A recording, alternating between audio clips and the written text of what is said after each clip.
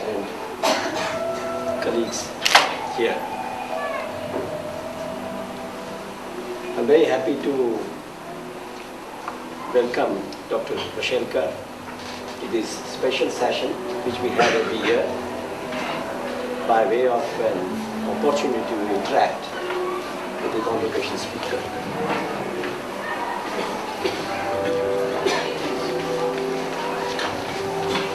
I would like to mention a few things about Dr. Mashelkar. The rest all you know. That he is a scientist, you know. That he is a science administrator also, you know. But that he is an institutional builder, and that to transform it. Government institutions is something which you probably know, or you might know.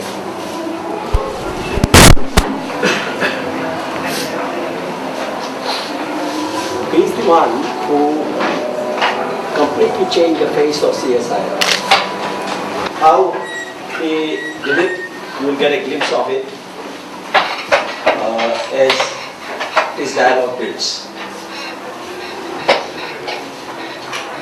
And apart from that, he is a renowned policy maker. His contribution to policy making in the field of science and technology, by his writings, by his research, and by his involvement in various policy making bodies is staggering. So you have all the facets of our guest on which maybe you want to know more or you have some questions. I leave it to you to interact with him. Before that, I'll ask, where is Alok? You have to, this is the way to present a bouquet of flowers. Thank you.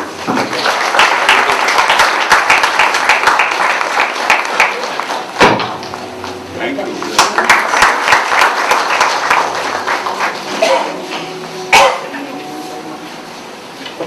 So it's all up to you now. Hello. Yeah.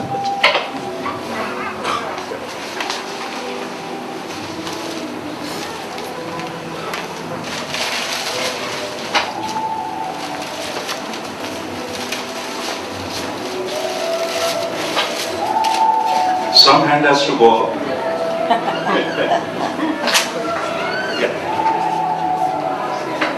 It seems that if you consider fine arts, our culture is equal to any other culture. But in science and technology, our creativity is not at that level. What are the reasons and what should be done? Yeah, it's an interesting question. The issue is when we say our creativity in science is not that high. The same Indians, when they go abroad, suddenly you see the difference. Why is it? Isn't it? We often lament the fact that post-independence, all the Indians who have got Nobel Prizes have done work abroad. That means there is nothing wrong with the genetic makeup of the Indians. It is proved, isn't it? So I think it is the environment that matters. Because in science, as somebody had said once, only two things matter. You are saying a first word in science, or you are saying a last word in science. Now that we have not done very often. In science, those people are remembered who open new windows. Alright, so that the rest of the world can look through it. What has happened in Indian science is that others open the windows and then we do cutting edge science. Somebody will discover foolery, then everybody will produce top class papers in foolery. Carbon nanotubes, top class papers. Graphene, top class papers in graphene. So we are up there. At the end, what matters is, are you leading? And this has been sort of a major difference. And there are a number of issues linked to that. People often say it is linked to funding. I'm sorry, I don't agree with that. You know, it is not the size of the budget that matters, it's the size of the idea that matters. 2010, you know who won the Nobel Prize? It was an early 30 Russian postdoc. He shared the Nobel Prize. On what? Graphene. You know what is the experiment he did? He took a scotch tape, put a piece of graphite, put another scotch tape, press them, and then fill them away. Again press them, fill them away, folding and folding, till a single atomic layer of graphene was formed. And that won the Nobel Prize because it's an exceptional material. Tell me, how much did it take? Scotch tape and a piece of graphite. It didn't take billions of dollars. Of course, when it came to Higgs boson, it was billions of dollars, but it is not always the case. So I think it is this particular issue, that grave of challenging the current, being irreverent. In fact, I have written an editorial in Science. It is called Irreverence in Indian Science. As to how one needs to be irreverent, not Baba Vakyam Brahmanam, you know, hierarchy. Sir automatically becomes yes, sir. So it becomes a cultural issue. But the same Indians, when they go there, they don't say sir, they say John, Dick, or Anthony, or whatever it is. Alright? So I think these are these fundamental issues we need to change, and we need to change them. Not when the scientist grows to 25 and 30. It is when one is a child. That ability to question. You know, I'm a member of Prime Minister's National Innovation Council, and we are trying to bring in that cultural change in a program called Tod Fod Jod. Because even our toys, if you see, they are static. Alright, if you see those toys in US or elsewhere, etc. So how do you create those creative energies in terms of questioning, in breaking, in challenging, in being irreverent? You know, then only you can make that progress. So it has to do with so much the culture. It has nothing to do with our genetic makeup. I think it's a little bit of a journalistic kind of a question, but I think it connects to the discussion that we have already started. Being in an institution of higher education, how do you think, what needs to change to allow India to produce, let's say, Nobel laureates in the next 20 years? I think the fundamentals of our education system. Learning by rote doesn't take you anywhere.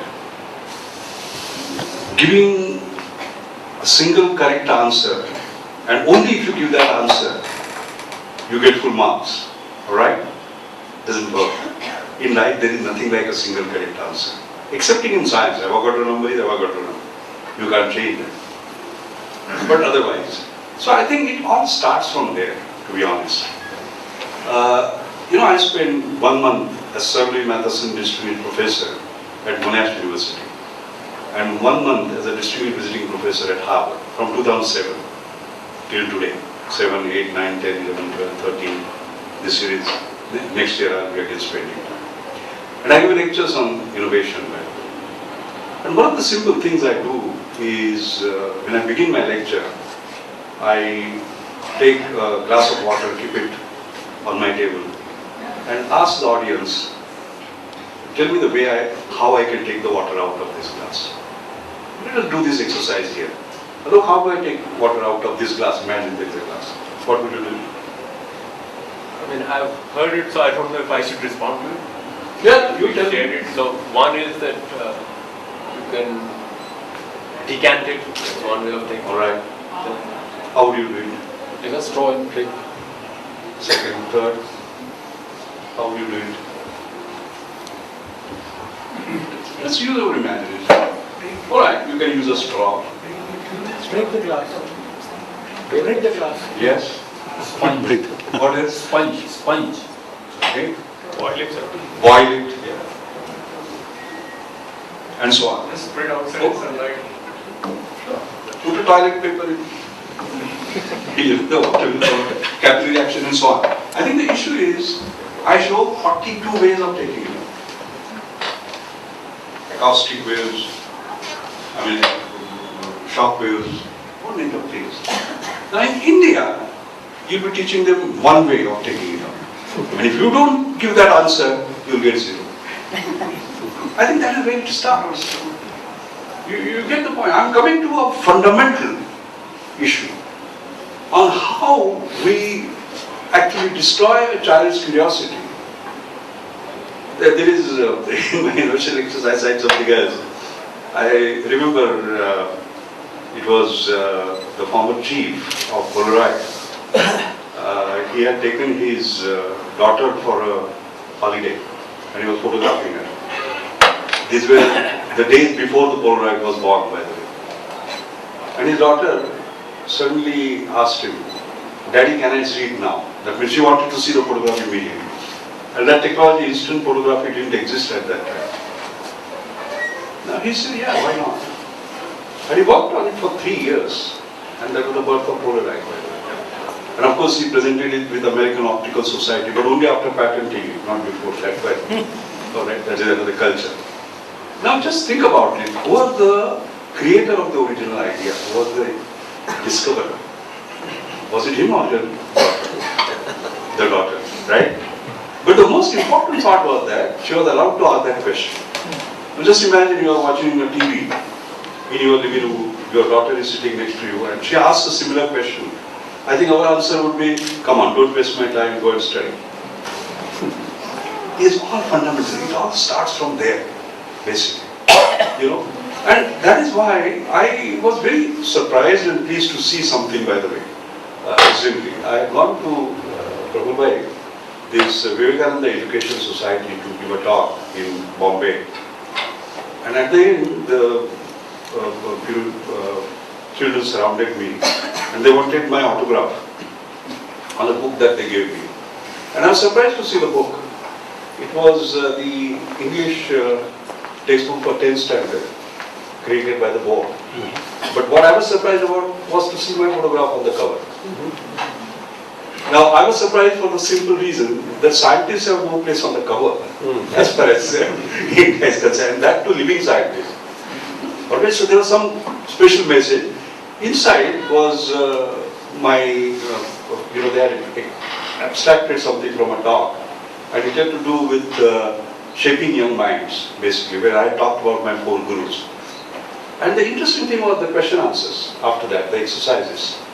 Now, normally the question answers would be, Mashelkar was born in a village called Mashel in Goa. And then the question would be, where was he born? Testing the fact. No, sorry. In this, it was completely different. What they had done was that they had given a reference to my book, Reinventing India, given the titles of 4 of my chapters, and said, have a group discussion as to, based on these titles, what might be the content. I had made a reference to Royal Society. They had given their web address, visit this and do this exercise. Or in other words, for the first time, I saw a way by which young minds were supposed to exercise, not rote learning, all right, not facts. So I think the welcome changes that are taking place, not because my photograph has appeared. It is the way they are sort of now approaching. So I think if we start from those fundamentals, that will make a difference. Yeah, absolutely. Perfect. Sir, Yeah. who motivated you to choose science as a subject, or was it your own choice to select science? It's very interesting. I was born in a very poor family, and what happened was my mother moved to Bombay when I was very young. My father died when I was 6.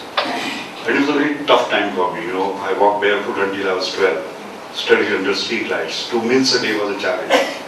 So when I passed my 7th standard, I got some 87-88% marks. But getting admission in a good school in Bombay was a challenge for me, because the fees were around 21 rupees. And my mother took around 3 weeks to get another 21 weeks. So I got admission in a school called Union High School, which was not a very sort of famous school, but the interesting point about that school was that that poor school had rich teachers. Rich not by wealth, but rich by ideas. And I was very fortunate to meet Principal Bhave, who later on became Principal Bhave, but he was a teacher of science earlier. And he was a very unusual teacher. For example, let us say soap making. Okay? All of us know the soap making process. We might even get 12 out of 10 when we write the answer. But how many of you have seen a soap factory? Please raise your hands. 1, 2, 3, 4. That's all. But all of you know how to make soap because we all learned it. He believed in making sure that we see it. In those days, in Bombay there were trams. Okay? And the ticket was some 5 paise, but I didn't even have that 5 paise. He was also poor, but he paid for my ticket. And I remember going to Sivri and looking at the Hindustan, at that time Hindustan Liver, now Hindustan Liver factory of soap making. He took us, I remember, to Wimco. We used to make mathhouses. Ahmedabad, that was my first train travel. He also paid for my ticket there also. So he made us look at things. That was the first thing. And what made me take science was your original question. This is the background. Now, one day he did an experiment which was very profound. What he wanted to do was to show us how to find the focal length of a convex lens. Now, what he did was that he took us out into the sun. He had the convex lens in one hand and a piece of paper in the other. And he moved the convex lens up and down. And there was a point when there was a bright point. All of you have done that. And he said, this distance is the focal length. And then he held it for some time. And the paper burned. And when the paper burned, someone or other he turned to me for some reason. And he said, Mashelkar, like this, if you focus, you can achieve anything in life. That did 2 things to me.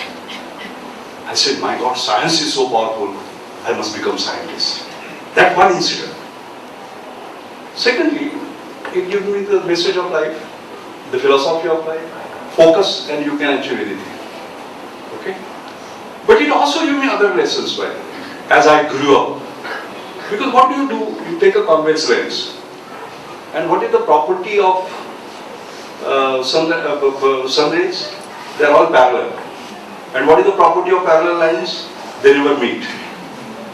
Right? And what does the convex lens do? It makes them meet. So as I moved forward, I drew leadership lessons from it. As Prabhupada said, I led CSIR, 40 laboratories, behaving like 40 different laboratories. Here is a product of CSIR and you will watch for that. They will talk to their door neighbor and so on. All parallel lines, not meeting. And I gave them convex lens leadership by which they could converge together. And what is the need of the hour as far as India is concerned? Convex lens leadership, isn't it? We are being divided on the basis of race, religion, caste, language. And we require a leader in 2014 who would bring us all together. Unfortunately, we have concave lens leadership. What does a concave lens do? Scatters it even further, so as to say. Point is, the role of teacher when you are that young. That one experiment not only transforming you in such a way that you take up science, but also giving philosophies of life. I was so lucky. Sir, I have a question. Recently, Dr. C.N.R. Rao, who is being conferred the Bharat Ratna Award, he is nominated for Bharat Ratna Award. He commented that IT application is not a research. So IT applications is not a research. And it was publicized very heavily in all the media and all the channels. So would you like to comment it, because we are from IT field and normally we always say that a lot of innovations are taking place in IT. So being a very senior scientist, Dr. Rao, if he is making a comment, then would you like to react in this way? Yeah, sure. I don't think he means that IT application is not a research. I've talked to him about this issue. I know, by the way, he's my guru, guide, friend, philosopher. We have known each other for almost 45 years now. So I know where he is coming from. He's not talking about that. What he was talking about is about this unusual glamour about IT. And he talked about it at a point in time where we are getting distracted, as though IT was the beginning and the end of everything. IT is the only career. The best of minds were leaving everything and going there. And even if you saw, let us say those columns where prospective brides or bridegrooms are sought, they would say, we want somebody in IT and all that. So that entire this thing had changed. And he was agonizing because, science nobody was talking about, science nobody was turning about. So it is many times he's misunderstood and misquoted, by the way. Like recently, suddenly I got a call, I think it was on 17th night, that he has said politicians are idiots. So do you have a comment? Now what comment can I make? But it turned out, I spoke to him. He said, I didn't say that. I said, it is idiotic that we are not getting enough science funding. But the mayor, our media is very innovative, so they converted that. But later on he explained. So I think his answer has to be understood in that one. He didn't mean it. Sir, so you have been a policy maker, and one of the things which I have been observing is that on one side, when the professional courses are growing, the problem is that there the policies are made such, like AICT or even MCI, that they try to separate out the science. How you, because once you are in science, although you have been doing the work which is required for a new drug discovery or whatever it may be, you are something like that, no, you should be outclassed. How will you react to what this policy? I think they are wrong. Because very frankly, science has to be integrated with everything that we do, including our behavior. yeah. All right? Science, scientific way of thinking, scientific methodologies, scientific temper has to be an integral part. You cannot say this is something that is separate. All the advanced society that you see have done that very successfully. So I think I do not agree with what they are doing or what they have. But sir, some policy has to come up. Yeah, It is killing the science. It is killing both the things. That's why you will see that if you look at India, 1958 was our science policy resolution. 1983 we did the technology policy resolution. 2003 we did science and technology policy. And 2013, early this year, we launched the science, technology and innovation policy. 1, 2, 3, 4. And if you go through them consistently, everywhere you can see, we are talking about not looking at science as something which is separate and isolated. It's a part. It's almost like innovation. Innovation has to be a way of life. And innovation takes place in everything. Whether it is technological innovation, business model innovation, system delivery innovation, workflow innovation, policy innovation, everywhere. Innovation becomes a part. Similarly, science has to be.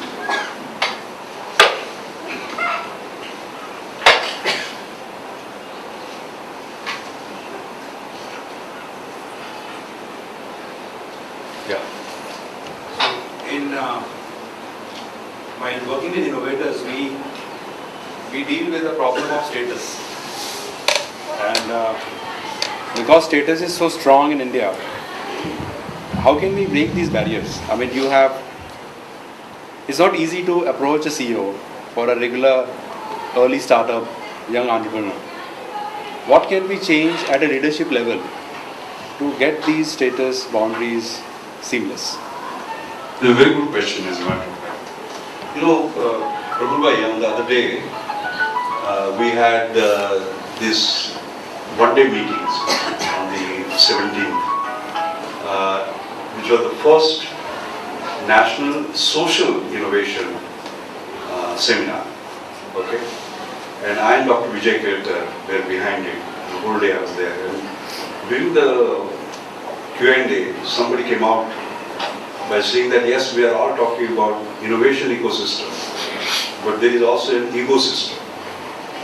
Ecosystem versus ecosystem, and it is the ego which kills everything, which includes status, hierarchy, not invented here syndrome, and so on and so forth. And how do we sort of deal with that? I think that is where we need to make major reforms. Frankly speaking, you would see that those organizations which have been most innovative are really flat organizations, non-hierarchical organizations. One of the most creative organizations has been 3M, for example. You look at the structure, very flat. Google, very flat. Apple, very flat, basically. We have to move towards that. Somehow or other, these hierarchical systems have come into our being and they have destroyed it. That is why this sir becoming yes sir, actually is sort of a great deterrent. In fact, I remember when General Electric were trying to set up their Jackwell R&D center, they actually had approached me on what to do, etc. And I said to them that the PhDs here will be as good as anywhere else. The main challenge is they are calling their seniors sir. So I said, first of all, we decontaminate them by making sure that they don't call you as sir, but by the first name. It's a cultural sort of shift. So something that has been embedded in our systems has to be. That's second. The third is, idea is not the prerogative of any color, any hierarchy. Ideas can come to anyone, a 16-year-old, somebody in the jungles of Africa, it can come to somebody in Burma, it can come to the top boss of Apple and so on. But it is the power of idea that matters, as a matter of fact. And you are getting a respect for the idea that you are generating, because it is the power of idea. I think is an important culture. And those companies, those nations who are very successful are that. Israel is a classical case, by the way. Israeli kids are most irreverent. I've seen them in action, by the way. That's why it is called a startup nation. As you know, the number of startup companies, in fact, I remember a joke probably. I was supposed to speak in last year's Indo-Israeli meeting. And it was a pre-lunch speech, so as to say. And when I had to speak, I worked rather hard. So I worked rather hard, got all the figures right with regard to startups, this, that, and the other. And I mentioned that number, and the Israeli lady got up. Sir, you are wrong. These are last month's figure. This month's figures are that. So how does that happen? Because it is that culture of kind of challenging, being irreverent, despite the hierarchy. There is no, what shall I say, ecosystem affecting the ecosystem. So a lot of these things are culture. I think we have to work very hard towards them and sort of get it up. And the time to start is not when you are 30 or 40 years old. Time to start is when you are young. But I am finding that is changing. Because, the great thing about India today, if you ask me, 55% of Indian population is less than 25. And they are very innovative because the definition of an innovator is one who does not know it cannot be done. So today half of India is one who does not know it cannot be done. And that's a great power for India, if you sort of ask me. So somehow or other, this movement has to get galvanized from the youth power. This one, more question, little personal. But did you find research more difficult or administration more difficult?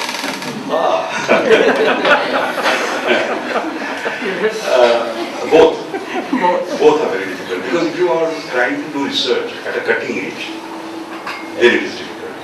If you are doing it incrementally, it's not difficult. That means if you are doing something which is adding on to something that somebody else has done, then there is no issue at all. My own research philosophy, and I'll come to administration shortly, is summarized in a paper in fact it was a talk which was converted into a paper in current science. The title of that talk is Chasing Anomalies and Discontinuities, the Fun and Joy of Science. Because that is what I have done all my life, basically. That means What I have done is that I have not looked at the obvious, I have always looked at the unobvious. I have always looked at things that people could not just fathom as to why they are happening. Okay? And practically all my research is looking at anomalies because for example, when you plot a graph, there is a theory or a model, the points fit on that, but there is suddenly one point which goes outside.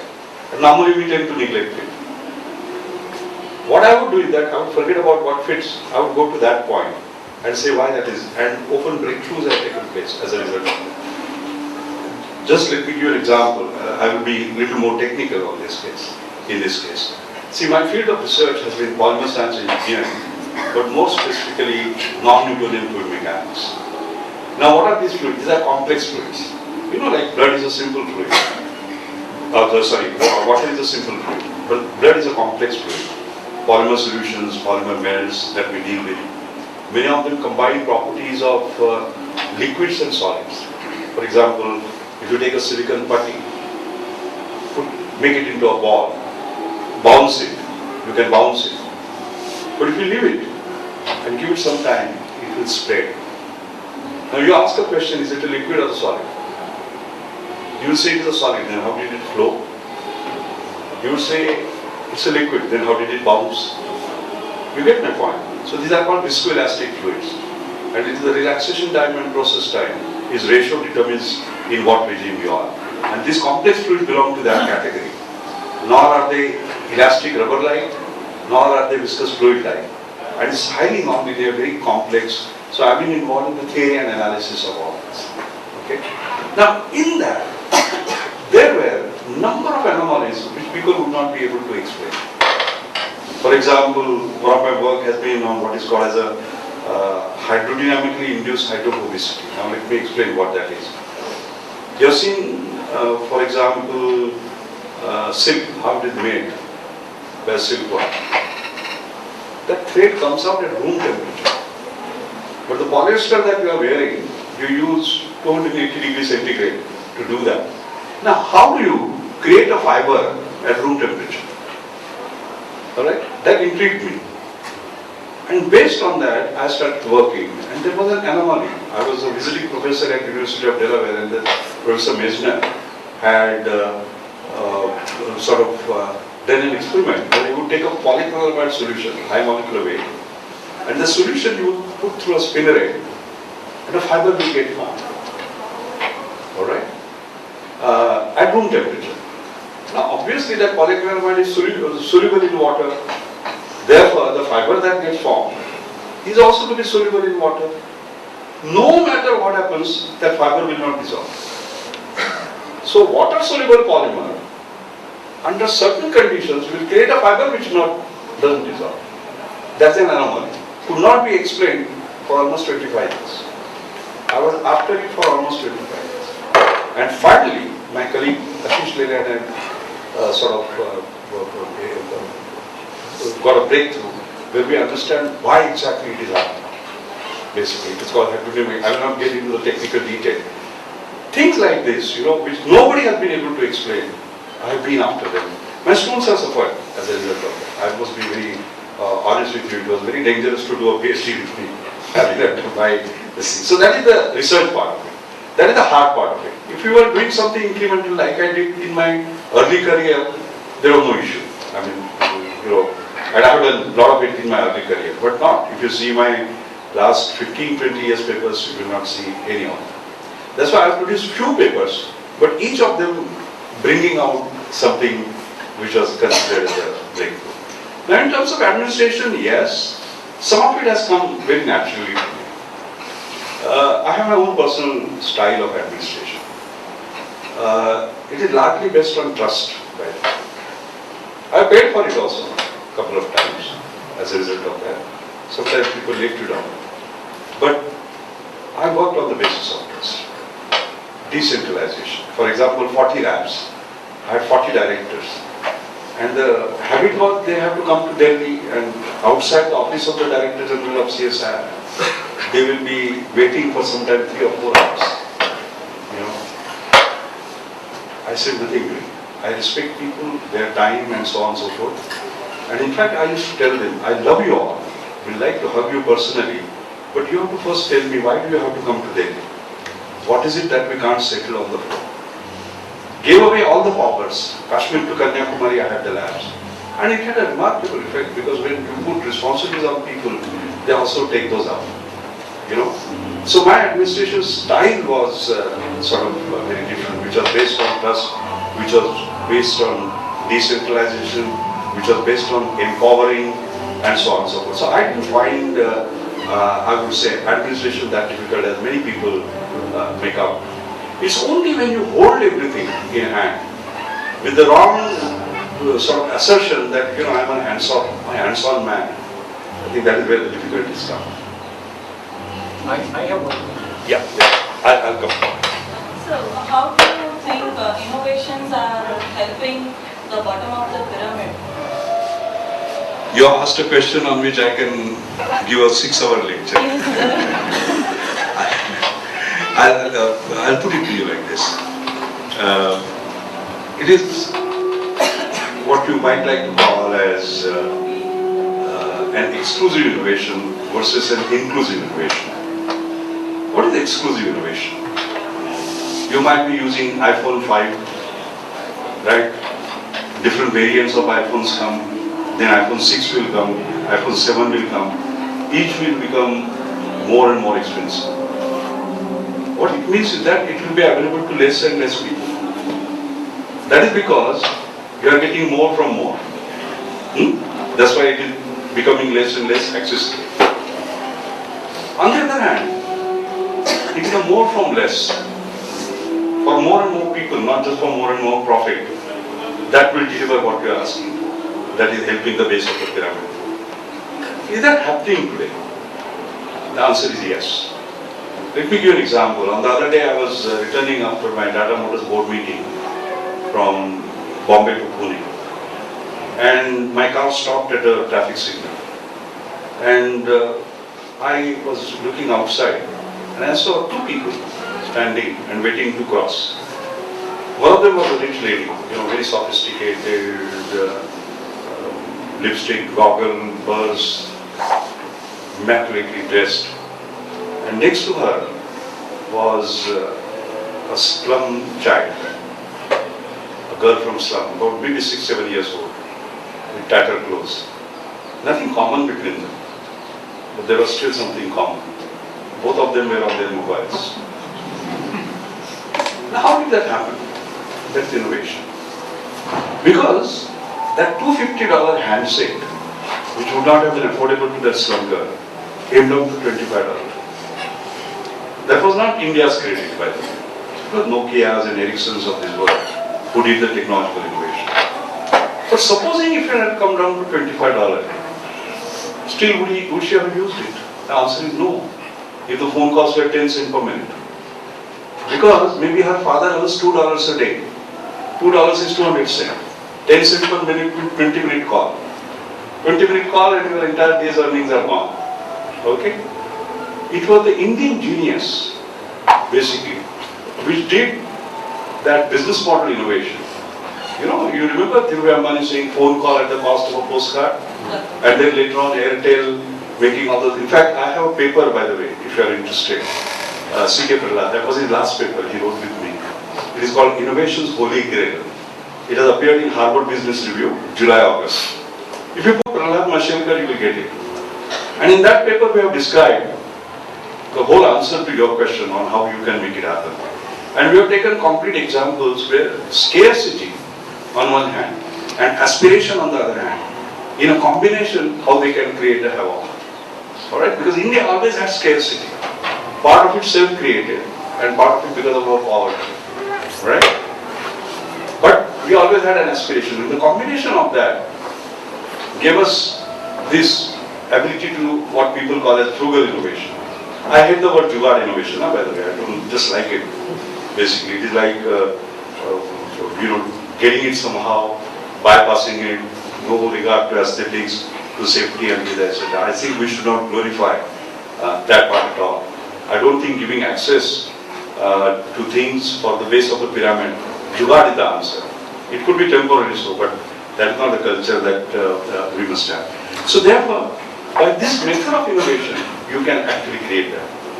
So today what has happened is that you ask a question, a recombinant DNA vaccine, can you make it 40 times cheaper? Not 40%, 40 times. You know something? Answer is yes. We have done it. Is it of high quality? Yes. 40% of UNICEF supply comes from that. Look at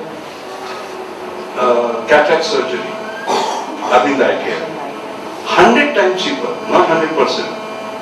But what about the quality? I have a table which shows, as a matter of fact, the Royal College of Ophthalmic Surgeons and Ahmedabad care. 9 parameters post-surgery. In all 9, Ahmedabad care beats them by doing it 100 times cheaper. Narayan Budhalaya, 20 times cheaper, but the results are as good as New York surgeons, and so on. You know, so we have mastered the art of doing it. India is a leader in this, basically. In fact, I'm writing a book, by the way, Inclusive Innovation, for HarperCollins. It should come up in the next sort of few months, where these answers have been given. There is a whole range of interest now around the world. Not simply because people around the world are wanting to solve the base of the pyramid. No. The reason is different. The reason is, as poor get to the status of a lower middle class, and lower middle class become middle class, you have an emerging, let's say, customer population of about 1 billion, you know, who don't want, what shall I say, low quality product. They want very high quality products, but affordable. So that's why in the morning we were discussing about affordable excellence. Normally, as soon as you say affordable, you say it can't be excellent. And as soon as you say excellent, you say it can't be affordable. But India has mastered the art of doing affordable excellence. And it is the affordable excellence that will finally solve this particular problem. Because I personally believe that even that slum girl has the right to have the same quality of medicine, communication, education that we have. And that requires a special type of innovation. And that's the new wave, by the way, of innovation that is sweeping sort of the whole world. Yeah. So the answer is yes, and I've just illustrated to you some of the examples. I think, may I just take a question on this side? Because I gave her a preference, and then I will move to you. Yeah.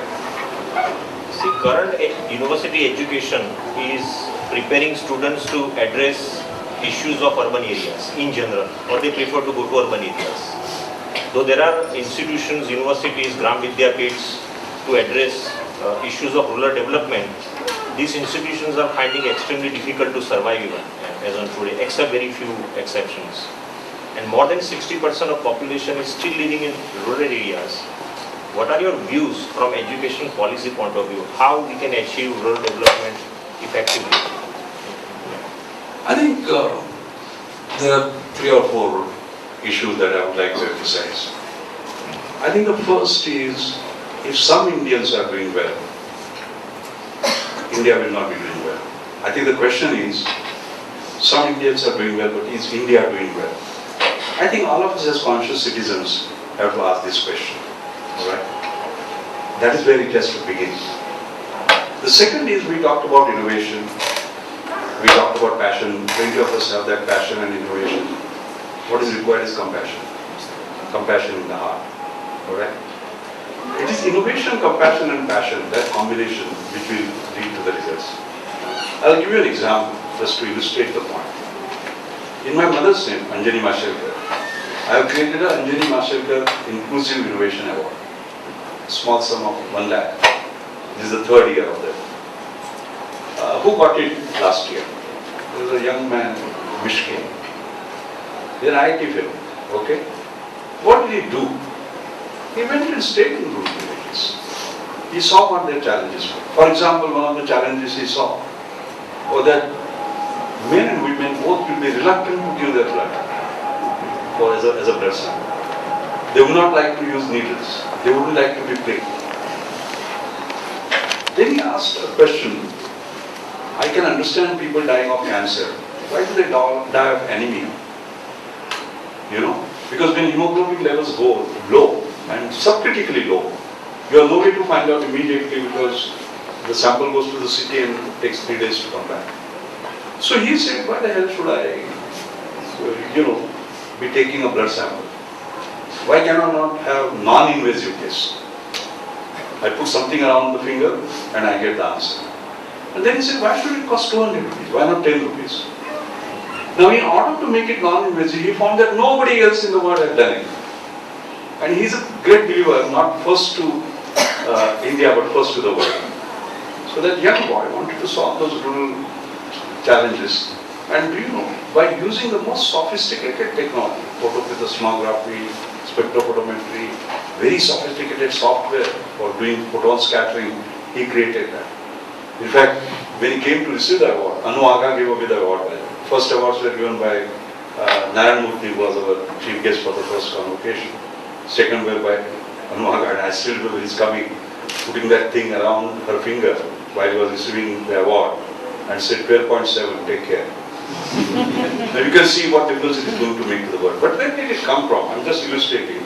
It came from, I think somehow or the other, that's the missing part in our teaching, in our building up. I mean, I remember when I was a chemical engineering student, in my first year of chemical engineering, can you believe the subject that I had? I had English, no problem. I had logic, no problem. But I had social philosophy, I had ethics, and so on, And those were very important, so as to say, to tell you about social responsibility and so on. It has to come from there. You can't legislate things. Somebody was talking in that meeting that we had, Prime Minister National Innovation Council, day before yesterday, about somebody joined by video conference, Sir Cohen from England, and he was talking about the art of giving. I said, India is so innovative. We don't talk about art of giving. We talk about law of giving and the act of giving. We have created a new act, 2% social corporate responsibility. I'm sorry, you can't legislate compassion. There's a way to legislate compassion, isn't it? It has to come from. So I'm looking for not bandages, by which you make something. If you don't spend 2 months in rural village, you won't. I mean, we are doing that. It is not that we are not doing. For example, Academy of Scientific and Innovative Research, which is now, by special act of Parliament, is a university-like structure. And the Prime Minister in his wisdom has made me the first Chancellor of this. Now there, by the way, while the students are doing PhD, part of that is that for 2 months they go to the villages, by the way. And they look at the local problem and solve it. Part of the credit goes to them on that. We have mandated it. But the fellow, at the end of the day, basically, if it's not up here, he will do it. I think we require sort of that fundamental transformation about feeling sad or feeling terrible when we see how the other side lives. It comes from there. Yeah, sorry. One last question. Yeah. Anyone? Anyone, yeah. Sir, my question is more towards the younger generation, the younger children today. A while back we just talked about rote learning, or rather learning a few things by heart, which on the other side many schools are today encouraging not to learn by heart. But somewhere I think in science it is also necessary that few things do need to be learned by heart. So being parents or being teachers for the younger children, how do we ensure that we create that balance maybe at home or, because not everything is possible at school or when they are outside. So how do we ensure that balance at home, that okay, some learning by heart is necessary, but so is some creativity and so on. Yeah. Any suggestions? I think that's an extraordinary question, very frankly. Because when I say learning by rote, I mean learning by rote everything without understanding. In fact, India, by the way, or Indian kids in particular, they have a competitive advantage because they learn. Very interesting. I'll tell you, this is the last question, let me elaborate a bit. I still remember there was a dialogue between the Microsoft Chief Technology Officer and myself on television. And it was about engineering of our future and future of engineering. and he was describing how his father, gave him a computer and how he got his hands way early and then what difference it made and so on. And he said, what about you, Dr. He didn't know my background. So I told him my background. I said, look, I had 2 meals a day was a challenge with the computer. But I said, I have something else. My maternal uncle, because my father had passed away, he brought me up for a while and then he also passed away. And I remember when he used to teach me mathematics and arithmetic. So I said, here is something for you. You know, I said, Ekam, that is 1, 10 is to 0. Dasham, which is 10 is to 1. So I said, when I was 5-year-old, I knew Ekam, Dasham, Shatam, Sahasra, Dashasahasra, Laksha, Dashalaksha, Koti, Dashakoti, Abja, Karva, Nikarva, Padma, Mahabhagna, Shanku, Jaldi, Atya, Mudya, Parada, 10 is to 18. And I said, I learned it at the 5th. So the whole, this thing went into sort of a rupture, basically, because they, Americans cannot just imagine. So that is our competitive advantage, by the way. But what I am against is doing all this without understanding. You get the point. Yeah. So I think there has to be a fair balance between the two. The second is, in terms of educational methods and systems, thanks to new technology, things are changing enormously. You know, you look at our kids, and my granddaughter is smarter at handling my iPhone than I am, by the way, and she's just 7, basically. So I think we must recognize the fact that these kids are basically having that power in their hand. So it's a very delicate balance that we have to keep. It is not this or that.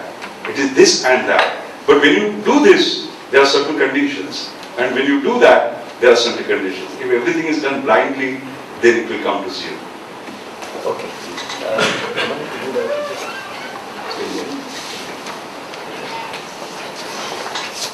Let me thank Dr. Mashelkar for once again enlightening us with his very, very interesting responses to the questions that were raised or asked. I have had the opportunity of listening to him answer questions like this on several occasions. And the interesting thing is, if I may say so, he adds a little extra each time. And that's the richness of the experience he brings with him in his interaction with all of us. And I do hope that his answers were not merely just to give us some insight into the question we posed, but his answers are models for us to follow. Thank you very much, Dr. Mashelkar.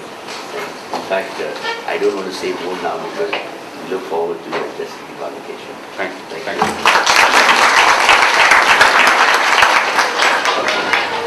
This meeting is going to come more often.